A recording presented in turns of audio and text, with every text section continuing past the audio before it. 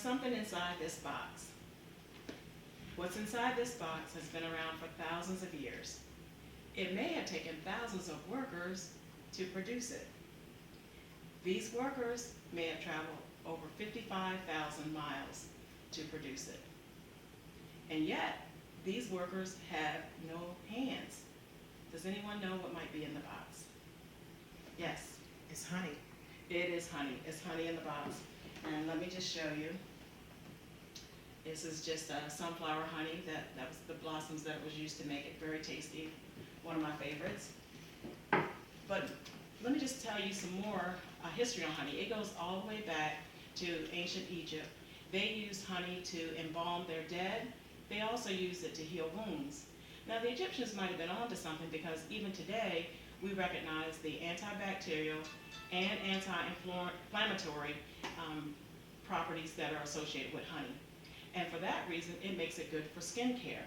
It also has what is called a humectant, which means it is able to pull in moisture to the skin and retain it there, which makes the skin look more hydrated and more plump. And of course, that's very attractive to anyone who's interested in that feature of skin care. It also has antioxidant properties, which means that it's able to fight free radicals that are associated with pollution that can cause the skin to age prematurely, and it can even help with sun damage. So those are also attractive features, and that's why health and beauty aids are featuring honey more often in their products. But maybe right now we could use this opportunity to bust a myth. Let me ask you a question, and that is, do you think that honey is more effective than cough syrup when it comes to calming a cough? What do you think? Yes. It is more effective. Yes, it is more effective. The Mayo Clinic did a study on children over the age of 2. Some of the children were given honey, others were given cough syrup. And the children who were given the honey had their coughs calmed better, and they slept better than the children that were given the cough syrup. Now the cough syrup contained the ingredient dextromethorphan, and that's included in a lot of cough remedies that are sold over the counter. So the next time you have a cold, you might reach for honey. This is just one area in which honey is being used in healthcare. There is another area that honey is being used in healthcare, which is really exciting, and that is in the treatment of wounds.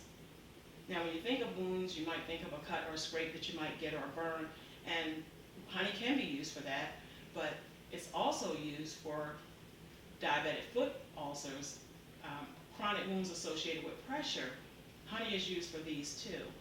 In these instances, they might use a gel or a liquid to apply directly to the wound itself, and it will progress healing.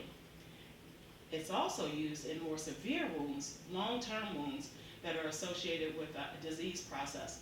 And in these cases, honey can be applied to the wound. This is in cases where maybe there's necrosis, that means a dying of the tissue, or in cases where there's an infection that is set in. And sometimes we say a stinky wound. Well, no one wants to get those kind of wounds, but it's good to know that if one did, honey might be an option in helping to heal it.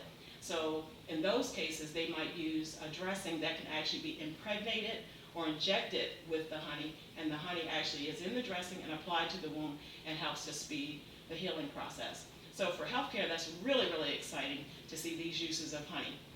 Most of the time when we think of honey, we just think of what's on our table.